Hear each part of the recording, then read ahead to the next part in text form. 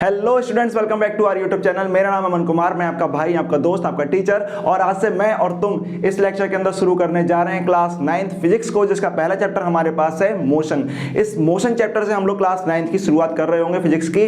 और इस चैप्टर के अंदर हम बहुत ही नई चीजें पढ़ रहे होंगे। कुछ चीजें शायद आपने क्लास 7th या क्लास 8th के अंदर पढ़ रखी हो, और जो नई चीजें हैं इस चैप्टर के अंदर हम लोग पढ़ रहे होंगे। और अभी तक नहीं पढ़ी है, कोई प्रॉब्लम नहीं है। यहाँ पर हम सारी चीजों को बहुत ही अच्छी तरीके से समझेंगे, सारे कॉन्सेप्ट को अच्छी तरीके से समझेंगे, न्यूमेरिकल को कैसे किया जाता है, किस तरह से न्यूमेरिकल करने की ट्रिक होती है, कैसे समझा जाएगा कि न्यूमेरिकल एक बार में हो जाए। फॉर्मूलाज को याद करना होगा, कुछ वो सारे फॉर्मूलाज क्या होते हैं, वो सारी चीजें हम लोग समझ रहे होंगे। तो इस लेक्चर के अंदर और आने वाले जो लेक्चर्स होंगे, वो जो इसके पार्ट होंगे, उन सभी के अंदर आपको ये सारी चीजें समझने को मिलेंगी। तो करते हैं उसकी शुरुआत। उससे पहले आप लोग मेरे बारे में जानना चाहते हो तो डिस्क्रिप्शन बॉक्स में जाकर पढ़ सकते हो, मैं बताऊंगा तो थोड़ा सा टाइम जाएगा।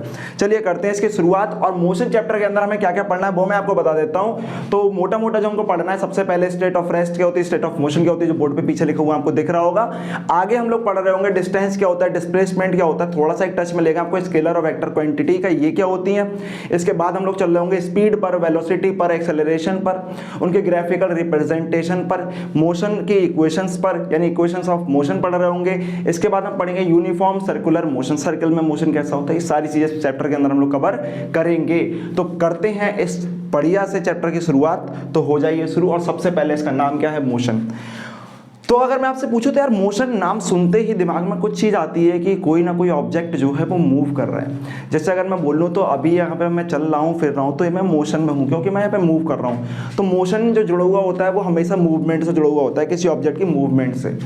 तो हम लोग साइंस में इसको कैसे डिफाइन करेंगे, सिंपल, तुमको पता है भाई मोशन क्या होता है। जब कोई चीज़ चल रही हो, कहीं से अपने इधर उधर से जा रही हो, मूव कर रही हो, तो उसको बोलेंगे मोशन है भैया। लेकिन फिजिक्स में कैसे बताएंगे कि मोशन क्या है, डेफिनेशन वगैरह होती है कुछ प्रॉपर? हाँ बिल्कुल। तो देखो, दो ही तरह के ऑब्जेक्ट हमारे चारों तरफ होते हैं अपने अराउंड। देखो तुम्हें दो तरह के ऑब्जेक्ट दिखाई दे रहे होंगे, एक जो अपनी पोजीशंस को चेंज नहीं कर रहे हैं, और दूसरे जो अपनी पोजीशंस को चेंज करते हैं, मतलब टाइम के साथ साथ अपनी पोजीशन को चेंज करते हैं। वहीं से दो बात निकल कर आती है, क्या?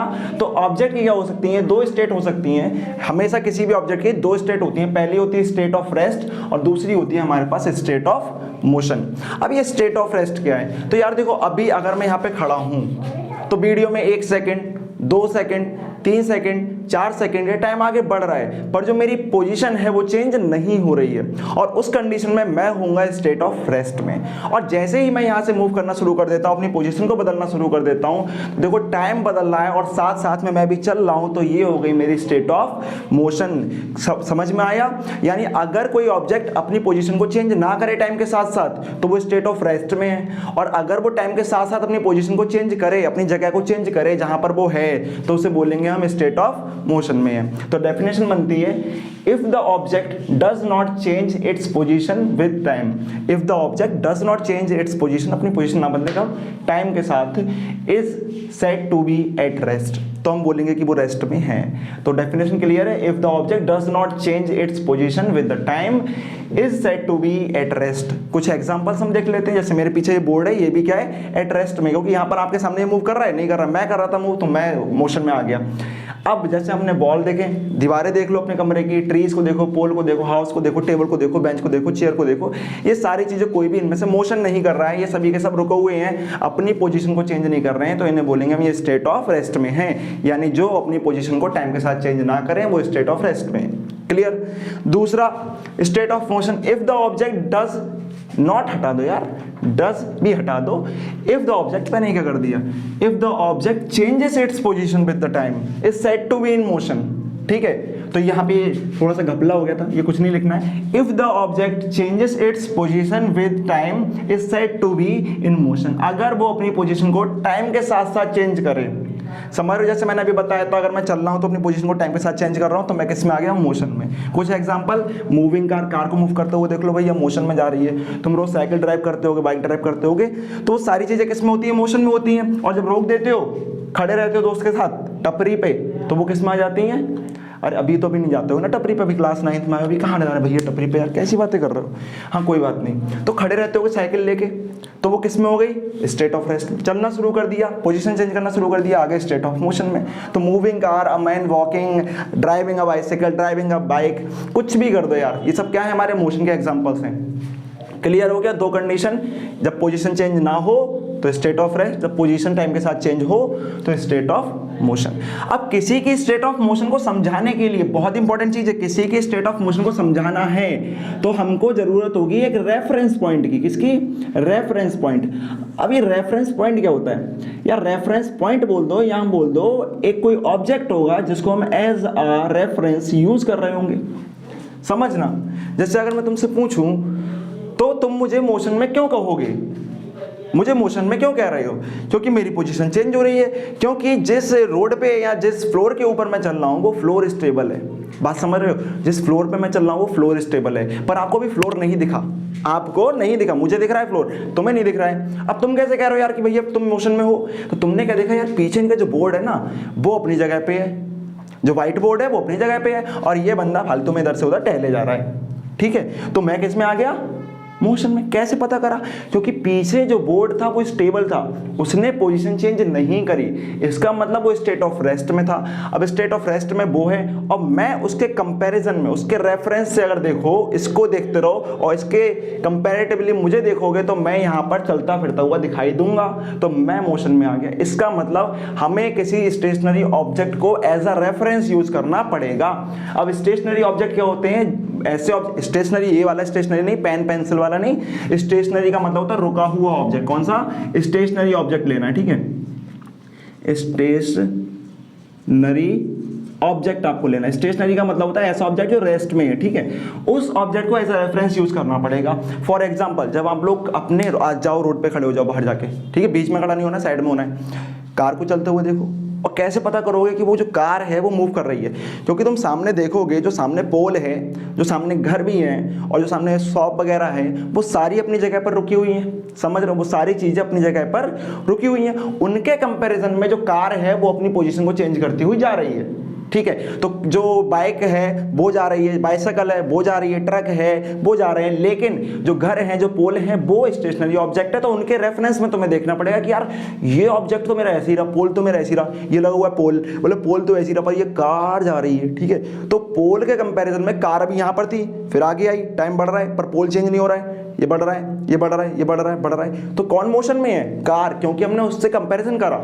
अब अगर तुम कार के अंदर बैठ जाओ, कभी ट्रेन के अंदर बैठो, कार के अंदर बैठो, और बेटा अंदर ही देखना, बाहर मत देखना, अंदर ही देखना। पड़ोस में तुम्हारा भाई बैठा है, उसको देखो, तो तुम और तुम्हारा भाई दोनों रेस्ट में दिखाई देंगे। कार के बाहर मत देखना, भी बोल रहा हूं मैं, कार मूव कर रही है और कार के बाहर मत देखना। तो उस कार में ही जब तुम देखोगे तो तुम और तुम्हारा भाई दोनों रेस्ट में दिखाई देंगे।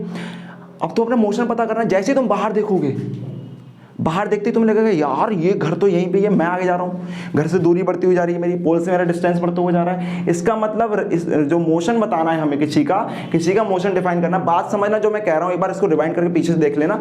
जो मैं मोशन बता रहा हूँ, मोशन कैसे बताओगे? पहले किसी स्टेशनरी ऑब्जेक्ट से इसको कंपेयर करोगे कि वो आगे बढ़ रहा है, जो हमारा दूसरा ऑब्जेक्ट है जिसकी बात कर रहे हैं हम मोशन की, उससे कंपेयर करोगे कि भाई क्या इनके बीच का डिस्टेंस बढ़ रहा है, तब जाके हम बोलेंगे कि वो स्टेट ऑफ मोशन के अंदर है। मतलब ये पोल अपनी जगह पर है, ठीक।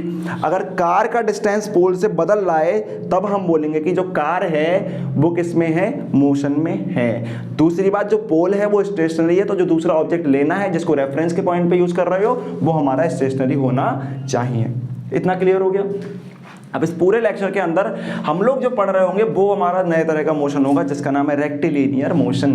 तो हमें state of motion, state of rest जो भी थी वो समझ में आ गई। अब चलते हैं रेक्टिलिनियर मोशन क्या होता है। तो देखो मोशन तो यार अलग अलग तरह से हो सकता है। ऐसे तुम टेढ़े मेढ़े जा सकते हो, घूमते घामते जा सकते हो, ऐसे समझ रहे हो ना, टेढ़े मेढ़े रास्ते पे जा सकते हो। पर जो इस चैप्टर के अंदर मेजर हम जो चीज़ कवर कर रहे होंगे, जो सबसे ज़्यादा पढ़ रहे होंगे जिस मोशन के बारे में, वो है रेक्टिलिनियर मोशन। अब व्हाट इज रेक्टिलिनियर मोशन? तो रेक्टिलिनियर मोशन की बात जब होती है, अगर कोई भी ऑब्जेक्ट हमारे स्ट्रेट लाइन पाथ पर चलता है, स्ट्रेट लाइन पाथ का मतलब बिल्कुल सीधी सीधी लाइन में चलता है, एक स्ट्रेट लाइन में चलता है, सीधी लाइन में चलता है, और उसी के पाथ पे वो मोशन करता है, उसी के पाथ पर वो चलता रहता है, तो उस मोशन को बोलते हैं हम मोशन इन स्ट्रेट लाइन और रेक्टिलिनियर मोशन। तो what is rectilinear motion? The motion of an object along a straight line path is called rectilinear motion और मोशन इन स्ट्रेट लाइन। अगर कोई ऑब्जेक्ट स्ट्रेट लाइन पाथ पे motion कर रहा है, ये जा रहा है, मान लो उसका पाथ कुछ इस तरह से दिख रहा है, स्ट्रेट लाइन, ठीक है, लगभग स्ट्रेट लाइन जैसी बनी हुई दिख रही है, स्ट्रेट समझना बेटा, सीधी, ठीक है। तो अगर ऐसे मोशन कर रहा है तो हम क्या बोलेंगे कि वो उसका जो मोशन है वो किस में है? स्ट्रेट लाइन पाथ में है, तब उसके मोशन को हम बोलेंगे रेक्टिलिनियर मोशन। क्या बोलेंगे? Rectilinear motion. क्लियर हो गया? तो ये बात ध्यान रखना, इसमें कुछ इंपॉर्टेंट पॉइंट्स हमारे क्या होता है कि जो मोशन होता है वो कहाँ होता है? Motion of an object along a straight line path. किसमें? Along a straight line path. तो स्ट्रेट लाइन पाथ होना चाहिए, ठीक है। अब इसके कुछ एग्जांपल मिलेंगे, बिल्कुल मिल सकते हैं। अब एग्जांपल जैसे आपने मार्च करते हुए सोल्जर्स को देखा होगा, जब सोल्जर मार्च करते हैं तो वो एक ही डायरेक्शन में जाते हैं, एक ही लाइन में जा रहे हैं, ठीक है। मार्च कर रहे हैं बेटा, ठीक है, मार्च कर रहे हैं तो कैसे जा रहे हैं? सिर्फ एक ही डायरेक्शन में सारे सोल्जर मार्च करते हुए जा रहे हैं। ऐसे ही आपने देखा होगा एक, अगर आपको रेल पे ट्रैक पे आप जा रहे हो, रेल में जा रहे हो, ट्रेन में जा रहे हो, और वहां पर अगर तुम देखो तो रेलवेज में ना, उस बात की बात कर रहा हूं जहां पे रेल लाइन जो है वो सीधी हो, तो जब रेल लाइन सीधी होगी तो आपकी ट्रेन को स्ट्रेट जाएगी, सीधी जाएगी। उस टाइम पे उतने पार्ट के मोशन को हम बोलेंगे मोशन इन स्ट्रेट लाइन। यहां पर मुड़ने वाला अवॉइड कर देना, बस सीधा सीधा वाला देखना। अब कहीं पे जैसे आप लोग बाइक चला रहे हो, साइकिल चला रहे हो, तो अगर आपको स्ट्रेट रोड मिल जाए, आप उस स्ट्रेट रोड पे अपनी बाइक साइकिल ड्राइव करने लगो, तो driving a bicycle on straight road, ठीक है, वो भी हमारे पास कैसा है? वो भी हमारा मोशन इन स्ट्रेट लाइन है। तो अगला हमारा टॉपिक है स्केलर क्वांटिटीज और वेक्टर क्वांटिटीज। देखो यहाँ पे हम लोग डिस्टेंस और डिस्प्लेसमेंट समझने वाले हैं, इसके बाद स्पीड वेलोसिटी समझेंगे, एक्सेलरेशन समझेंगे। ये सारी चीजों को समझने से पहले हमें तो क्वांटिटीज समझ में आनी चाहिए, क्योंकि आगे भी ना केवल इस चैप्टर में, फिजिक्स के जितने भी चैप्टर आ रहे हैं समझना, उन सभी चैप्टर के अंदर ये आपको बहुत ही सिंपल तरीके से पता होना चाहिए कि स्केलर क्या होते हैं, वेक्टर्स क्या होते हैं, उनको समझते हैं। सबसे पहले जरा समझो, यहाँ पे हम जो चीजें पढ़ते हैं, जैसे हमने टाइम पढ़ा हो, स्पीड पढ़ा हो, मास पढ़ा हो, वेलोसिटी पढ़ा हो, ये सारी चीजें शायद आपने सुन रखी हो। आपने ये सारी चीजें सुनी है। फिजिक्स के अंदर जो टर्म सुनते हैं, जिनके फॉर्मूलाज वगैरह बनाते हैं, इन सब का एक नाम होता है, इन सब का एक नाम होता है, वो होता है हमारे पास फिजिकल क्वांटिटीज। बेटा ये जितनी भी तुम सुनते हो, ठीक है, फिजिकल क्वांटिटीज, जितनी भी चीजें तुमने सुनी अब तक, कौन कौन सी भैया? बोले जो भी है तुमने फिजिक्स के अंदर इनके फॉर्मूले सुनते हो। टाइम क्या होता है, टेम्परेचर क्या होता है, प्रेशर क्या होता है, फोर्स क्या होती है, स्पीड क्या होती है, वेलोसिटी क्या होती है, ये सारी चीज़ों का एक कॉमन नेम है, ये है सारी फिजिकल क्वांटिटीज। क्योंकि ये कहाँ यूज़ हो रही है? फिजिक्स में यूज़ हो रही है। तो ये फिजिक्स में जितनी भी यूज़ हो रही है सबको क्या बोलेंगे? फिजिकल क्वांटिटीज, ठीक है। अब ये सब फिजिकल क्वांटिटीज है, टेम्परेचर वगैरह सब फिजिकल क्वांटिटीज है, टाइम हमारा फिजिकल क्वांटिटीज है, मास हमारा फिजिकल क्वांटिटीज है।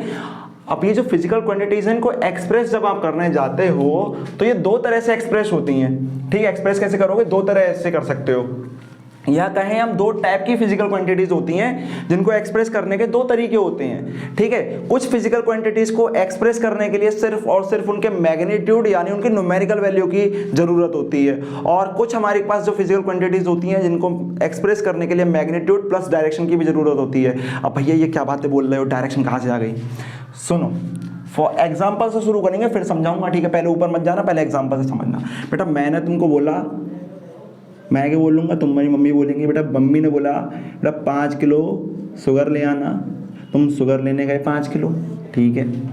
अब जब तुम 5 किलो शुगर लेने गए तो क्या तुमने अंकल को बताया, अंकल मेरे को नॉर्थ डायरेक्शन में 5 किलो शुगर दे दो, अंकल मेरे को साउथ ईस्ट डायरेक्शन में 5 किलो शुगर दे दो, मेरी मम्मी ने मंगाई है?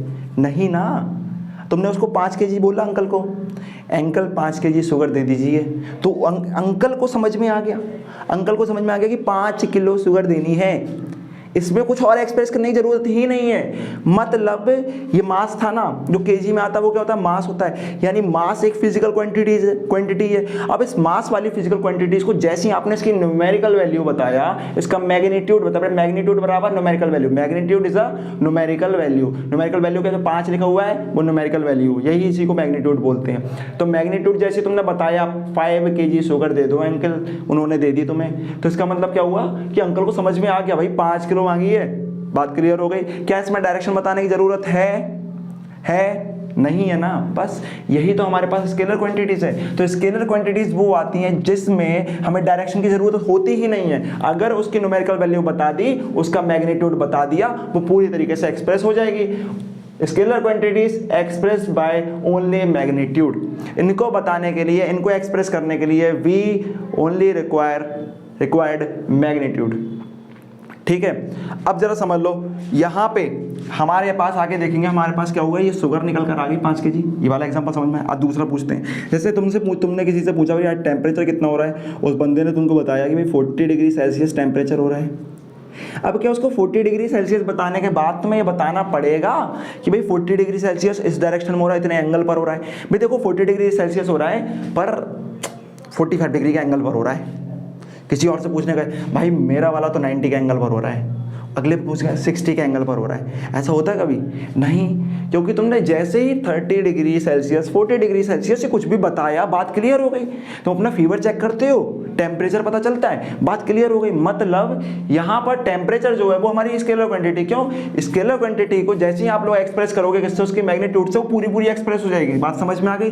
टाइम बताते हो, टाइम को अगर बताते हो तो क्या जरूरत पड़ती है तुम्हें, टाइम को बता रहे हो 4 बज गया 5 बज गया जो भी बता रहे हो यार, 2 घंटे 5 घंटे, वो कोई भी जैसे जो टाइम बता रहे हो, क्या उसको एक्सप्रेस करने के लिए तुम्हें डायरेक्शन की जरूरत है, नहीं है। तो डायरेक्शन हमें उसके लिए नहीं चाहिए होगी। तो हमें इसको एक्सप्रेस करने के लिए सिर्फ और सिर्फ क्या चाहिए, मैग्नीट्यूड। मैग्नीट्यूड बोले तो न्यूमेरिकल वैल्यू, ठीक है, एनवी लिख देना न्यूमेरिकल वैल्यू। न्यूमेरिकल वैल्यू बोले तो जैसे 5 लिख दिया, ये 40 लिख दिया, मैं न्यूमेरिकल वैल्यू ये लिख दिया आपने, बात खत्म। ठीक है, समझ में आ गया। अब यहाँ पे आ जाओ, भी बताऊंगा आपको कौन कौन सी होती हैं। यहाँ पर आता है हमारे पास वेक्टर क्वांटिटीज। वेक्टर क्या होती हैं, वेक्टर क्वांटिटीज वो होती हैं जो सिर्फ मैग्नीट्यूड से डिफाइन नहीं हो सकती। मैग्नीट्यूड बता दोगे, उनके बारे में पता चल जाएगा, पर पूरी तरीके से पता नहीं चलेगा। तो उसे पूरी तरीके से अच्छे से डिफाइन करने के लिए हमको चाहिए होगी डायरेक्शन। भैया कैसे, चलो देखो बताता हूँ मैं तुम्हें। यानी मैग्नीट्यूड से काम नहीं चलेगा, सिर्फ डायरेक्शन भी बतानी पड़ेगी। अब जरा समझना, ये मेरा हाथ हो गया, इस पर रखा हुआ एक मार्कर है, अब यहाँ पे रखा, मैं बोलता हूँ कि इस मार्कर पे मैं 50 न्यूटन की फोर्स लगाऊंगा। क्या लगाऊंगा, इस मार्कर पे 50 न्यूटन की फोर्स लगाऊंगा। अब तुमको समझ में आ गया कि यार ये बंदा 50 न्यूटन की फोर्स लगाने वाला है इस मार्कर पे। क्या अभी ये पूरी तरीके से एक्सप्रेस हुई? सोचो आपके आंसर क्या है, सोचो। पूरी तरीके से एक्सप्रेस हुई? वैसे बोल दोगे यार नहीं हुई होगी क्योंकि बताने वाले तो वेक्टर ही हैं। ठीक है, लेकिन सोचो थोड़ा सा, तो आपको लगेगा कि यार हो गई, 50 न्यूटन बताया, वही तो बात थी यार, यहाँ पे बताया काम हो गया नहीं हो गया। 5 kg शुगर दे दो, 50 न्यूटन की फोर्स लगाऊंगा, बात समझ में आ गई। 50 न्यूटन की फोर्स लगाने वाले उस पर, लेकिन क्या तुम बता सकते हो कि 50 न्यूटन की फोर्स मैं किस डायरेक्शन में लगाने वाला हूँ? ठीक है, मैंने बोला कि मैं इस मार्कर पे 50 न्यूटन की फोर्स लगाने वाला हूं, पर किस डायरेक्शन में ये नहीं पता है। क्या मैं इस डायरेक्शन में लगाने वाला हूं, क्या मैं इस डायरेक्शन में लगाने वाला हूं, क्या ऊपर से नीचे लगाने वाला हूं, क्या डाउन टू अप लगाने वाला हूं, क्या मैं तुम्हारी तरफ लगाने वाला हूं, क्या इधर से इधर लगाने वाला हूं? ये कुछ क्लियर हुआ? नहीं हुआ। बात समझ में आई? यानी मैंने यहाँ पे ये तो बता दिया कि मैं 50 न्यूटन की फोर्स लगाने वाला हूं, पर वो किस डायरेक्शन में है वो क्लियर नहीं हुआ। तो 50 न्यूटन की फोर्स से आधी बात क्लियर हुई, यानी मैग्नीट्यूड से वेक्टर क्वांटिटी पूरी तरीके से एक्सप्रेस नहीं होगी, उससे सिर्फ आधी बात क्लियर होगी कि वो कितनी होने वाली है, वो अमाउंट उसका कितना है, उसकी क्वांटिटी कितनी है, ये समझ में आ गया। मतलब क्वांटिटी का जो हमारे पास मैग्नीट्यूड है ये क्लियर हो गया न्यूमेरिकल वैल्यू, पर उसको पूरी तरीके से एक्सप्रेस करना है तो डायरेक्शन भी बतानी पड़ेगी। अब जरा समझना, अब जैसे ही मैंने बताया कि मैं इसमें 50 न्यूटन की फोर्स ऊपर से नीचे लगाने वाला हूं, अप टू डाउन लगाने वाला हूं, यहीं पर बात क्लियर हो गई। अब बाकी डायरेक्शन का खेल खत्म हो गया, वरना कंफ्यूजन रहती, पता नहीं है बंदा किस तरफ से फोर्स लगा देगा। समझ रहे हो ना, कहां से फोर्स लगा देगा पता नहीं चलता। अब तुम्हें क्लियर हो गया कि ये ऊपर से नीचे फोर्स लगने वाली है। इस केस में नहीं हो रहा था, इसमें तुम्हें कुछ नहीं बताओगे यार कि मेरे को नॉर्थ डायरेक्शन में भैया चीनी देना, मैंने बताया ना भी आपको, तो इसमें बताने की जरूरत नहीं है। पर इसमें जब तक तुम डायरेक्शन नहीं बताओगे तब तक वो क्वांटिटी पूरी तरीके से एक्सप्रेस नहीं होगी। तो vector quantity is expressed by magnitude and direction, इसमें दोनों चीजों की जरूरत पड़ेगी। बात क्लियर हो गई? अच्छा, इसके भी कुछ एग्जांपल्स होंगे, तो हम कैसे करेंगे? तो एक बात मैं तुम्हें बताता हूं, तुम अपनी पूरी जिंदगी में आगे जाके कितनी सारी वेक्टर क्वांटिटीज पढ़ने वाले हो, कितनी सारी स्केलर क्वांटिटीज पढ़ने वाले फिजिक्स के अंदर, तो वो तुम्हें याद नहीं रहेंगी। तो तुम्हें बस एक काम करना है, तुम्हें जितनी मैं क्वांटिटीज बता रहा हूं उनको याद कर लोगे, आपको सारी वेक्टर याद हो जाएंगी। और एक बार वेक्टर याद होगी तो बची कुछ सारी क्या हो गई, स्केलर। तो सिर्फ 9 क्वांटिटीज आपको याद करनी है, वो जरा सुन लेना। ठीक है, तो पहले आपकी है एक्सेलरेशन, बेटा आगे पढ़ेंगे भी। फोर्स, डिस्प्लेसमेंट, वेलोसिटी,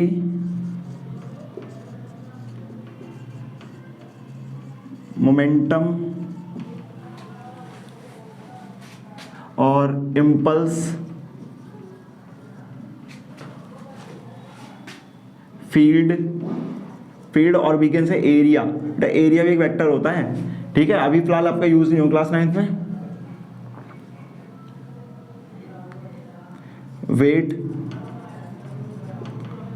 और आपका आ जाता है टॉर्क।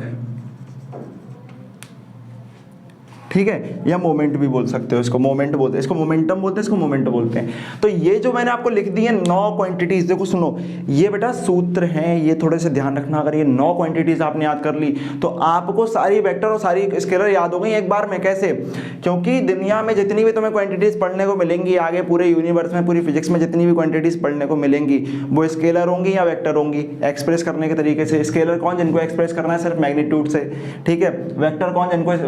जिनको एक्सप्रेस करना है मैग्नीट्यूड प्लस डायरेक्शन से। तो हम याद कैसे करें कौन सी स्केलर कौन सी वेक्टर है? थोड़ा बहुत सारी स्केलर है, बहुत सारी वेक्टर है। तो अगर आपने ये 9 वेक्टर याद कर ली, ये 9 वेक्टर हैं और ये जिसके भी आगे लग जाती हैं, जिसके नाम में ये लग जाए, जैसे नॉर्मल हमारा एक्सेलरेशन हमारा वेक्टर है, अगर हमसे बात करी जाएगी एंगुलर एक्सेलरेशन की तो भी हमारा वेक्टर होगा। जैसे फोर्स हमारी वेक्टर है तो electric force, magnetic force, gravitational force, ये सारी फोर्स भी हमारी वेक्टर हैं। जैसे हमसे बोल दिया गया कि मान लो वेलोसिटी बोल दिया, वेलोसिटी लीनियर वेलोसिटी वेक्टर है, एंगुलर वेलोसिटी भी वेक्टर है, तो वेक्टर है। और जिनके भी नाम के आगे लग जाएंगे वो भी वेक्टर होंगी। तो इससे क्लियरिटी हो जाएगी कितनी वेक्टर हैं। और जिनमें ये ना आए और जिनके नाम के आगे ये ना है वो बची कुछ ही सारी क्या है हमारी स्केलर। बेटा कुछ एग्जांपल इसके भी देख लो। अभी हमने बोला था यहाँ पे हमारे पास क्या था? मास, टाइम, ठीक है, टेम्परेचर देखा था हमने, और क्या देखोगे? वर्क देखोगे, पावर देखोगे, एनर्जी देखोगे, ठीक है, और क्या देखोगे बेटा? बहुत सारी चीज़ें हमारे पास, स्पीड देख लो, ठीक है, डिस्टेंस देख लो। देखो अभी से बता दे रहा हूँ, डिस्टेंस और स्पीड, डिस्प्लेसमेंट वगैरह बता दिए, थोड़ा सा चलेंगे आगे।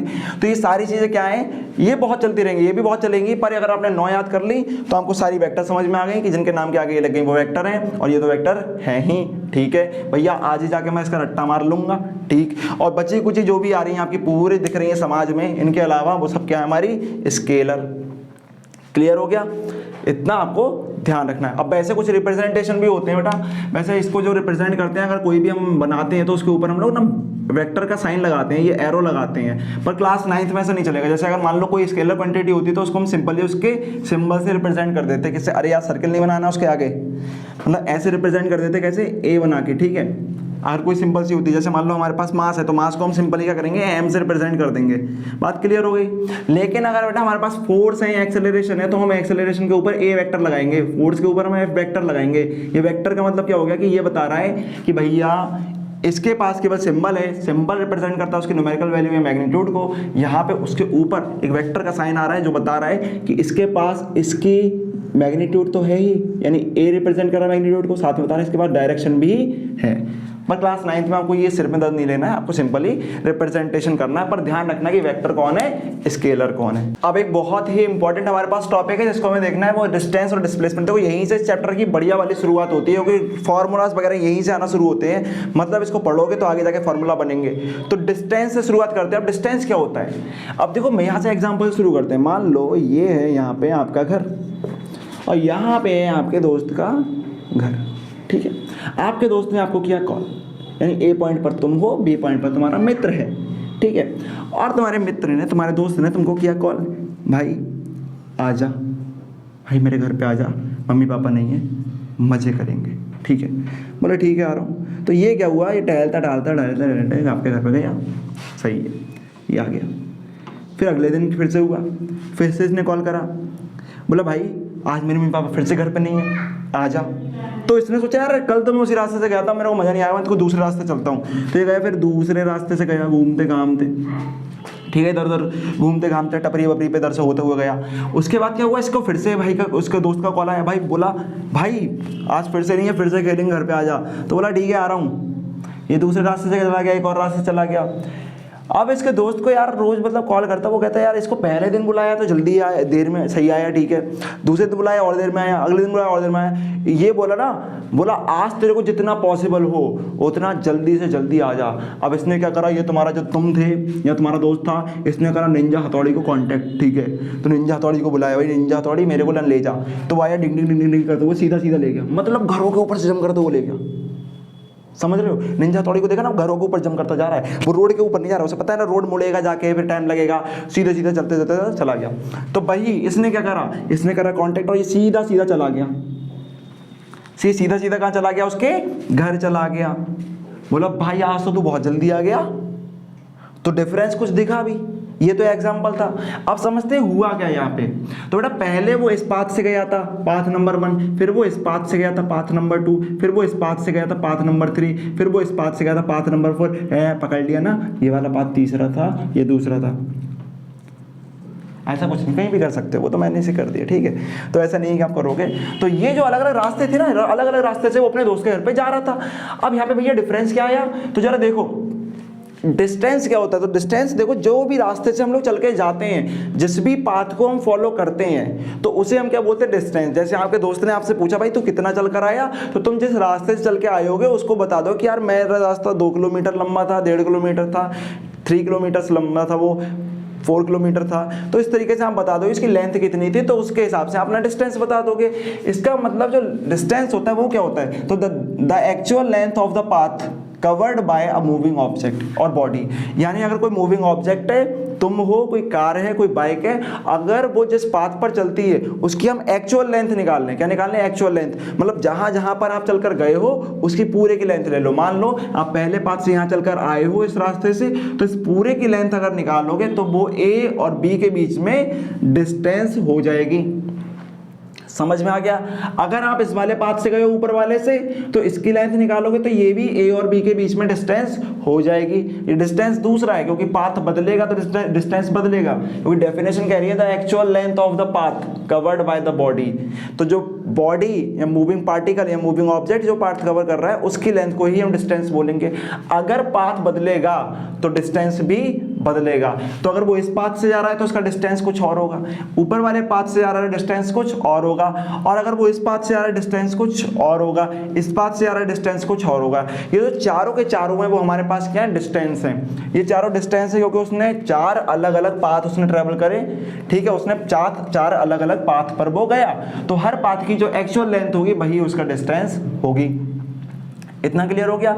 लेकिन ये डिस्प्लेसमेंट क्या है। अब डिस्प्लेसमेंट कहता है कि भाई देखो तुम कोई से भी रास्ते से आए हो, समझना किसी भी रास्ते से आए हो, मुझे ये मैटर करता ही नहीं। मुझे बस ये बताओ कि मेरे और तुम्हारे यानी पहले पॉइंट और आखिरी पॉइंट, इनिशियल पॉइंट और फाइनल पॉइंट के बीच का सबसे छोटा डिस्टेंस क्या है। बेटा मैं तुमसे क्वेश्चन पूछता हूँ, बताना कोई भी हमारे पास 2 पॉइंट है, इनके बीच का सबसे छोटा डिस्टेंस क्या हो सकता है।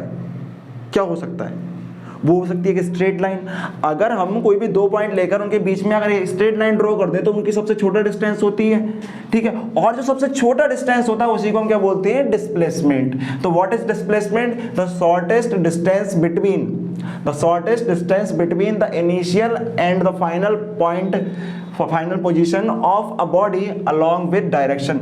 समझ रहे हो, द शॉर्टेस्ट डिस्टेंस, यानी यहाँ पे ध्यान है शॉर्टेस्ट, सबसे छोटा वाला डिस्टेंस। बेटा जो सबसे छोटा पॉसिबल है, भले ही वो उस रास्ते से गया नहीं है, मान लो ये रास्ते 4 से गया नहीं होता, तो तुमसे पूछता भाई बताओ इसका डिस्प्लेसमेंट कितना है, तो तुम कहते भैया यार शॉर्ट तो ये वाला दिख रहा है 1 नंबर वाला।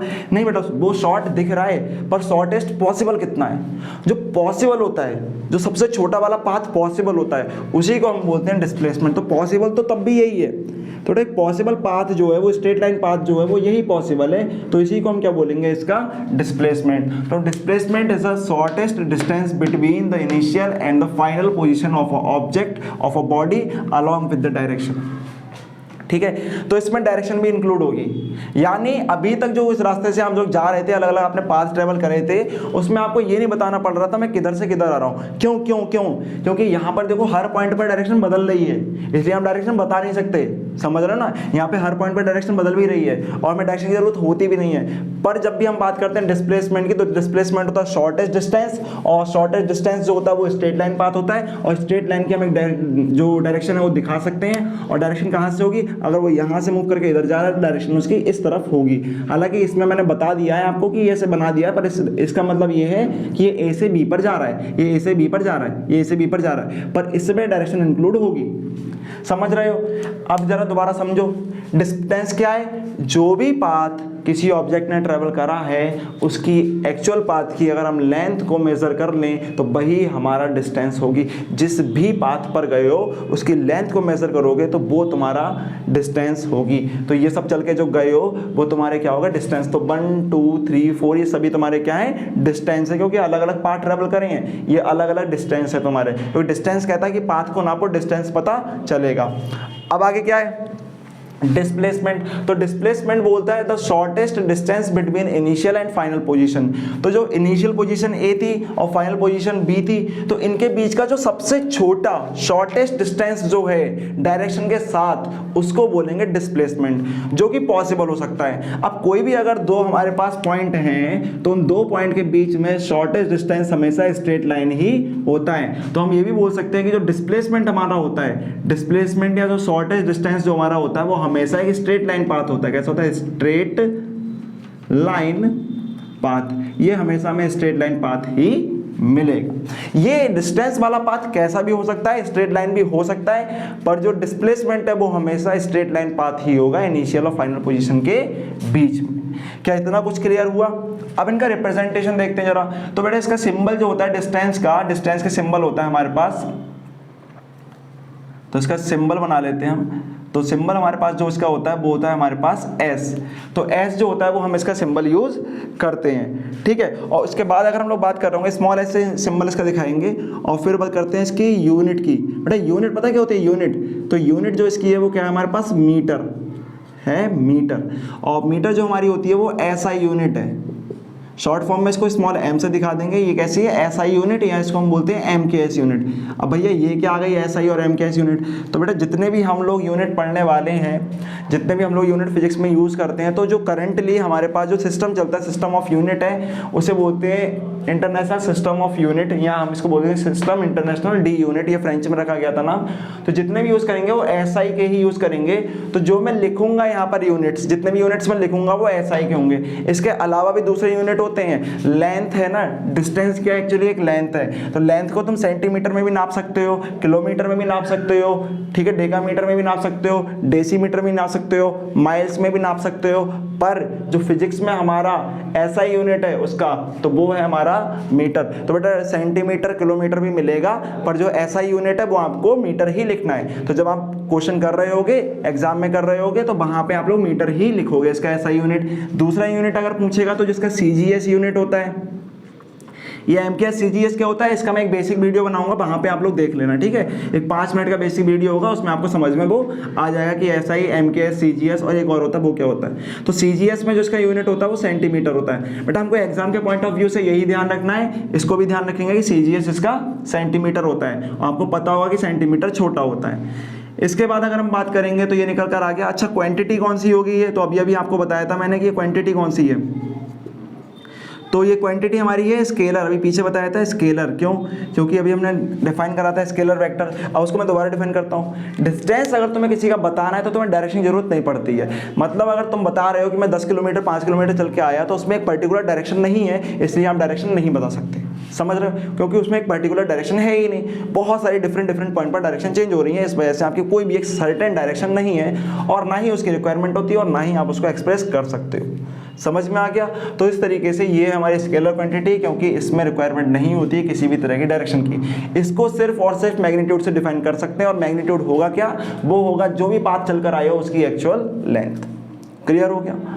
अब चलते हैं आगे डिस्प्लेसमेंट में। तो डिस्प्लेसमेंट का जो सिंबल होता है, तो डिस्प्लेसमेंट का जो सिंबल होता है वो हम यूज करते हैं डी, ठीक है। कई सारी बुक में एस भी यूज कर देते हैं, बेटा डी के जगह एस भी यूज कर सकते हो। डिस्प्लेसमेंट का क्या करते हैं? डी करते हैं। डिस्टेंस का करते हैं स्मॉल एस।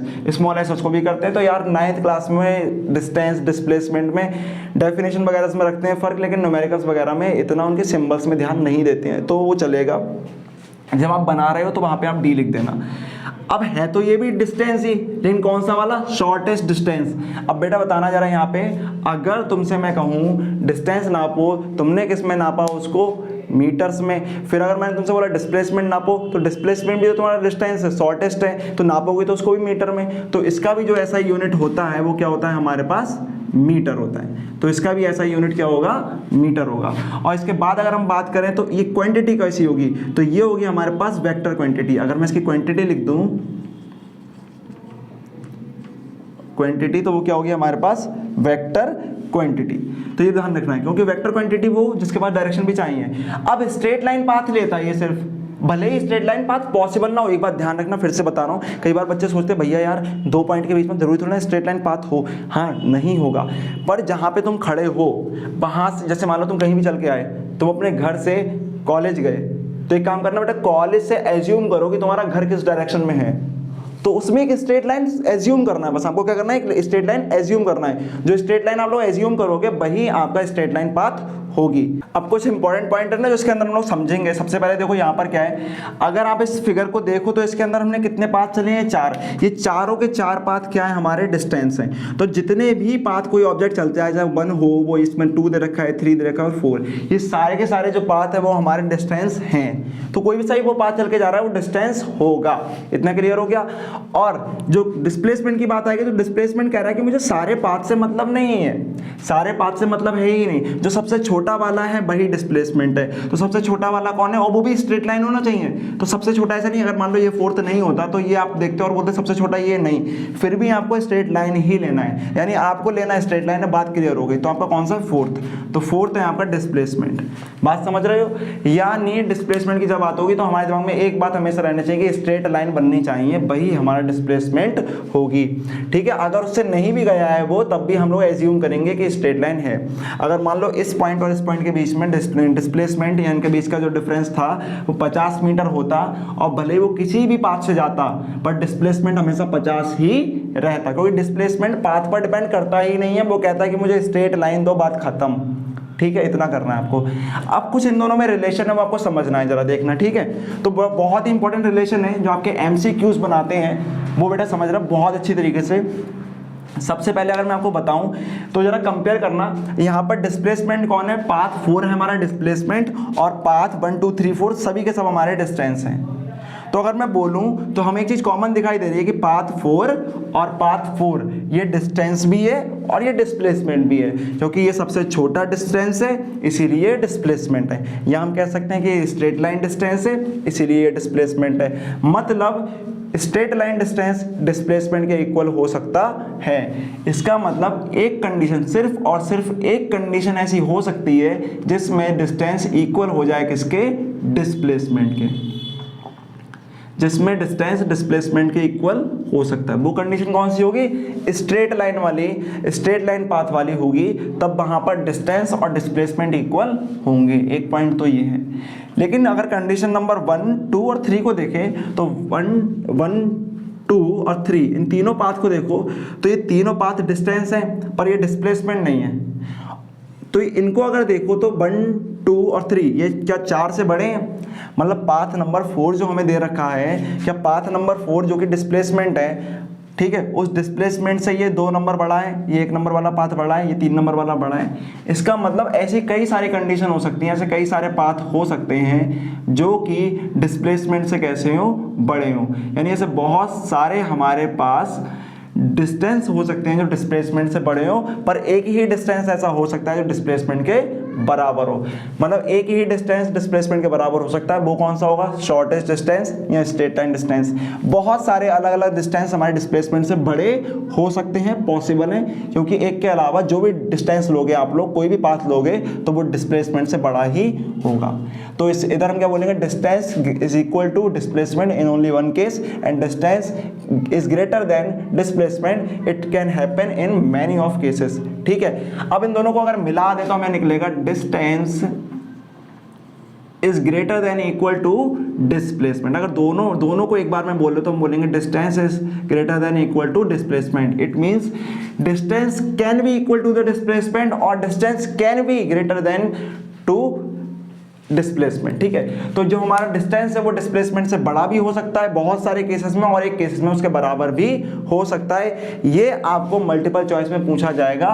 तो आपको बेटा एक बात ध्यान रखनी है, अगर मल्टीपल चॉइस के अंदर ये तीनों ऑप्शन आ जाएं और चौथा ऑप्शन मान लो कुछ भी गंदा सा देते वो, ठीक है, मान लो ऐसे लिख देते distance is less than displacement, अगर वो ये बात बोल दे तो आपका कौन सा ऑप्शन ठीक होगा और कौन सा ऑप्शन आप लगाओगे, बताओ।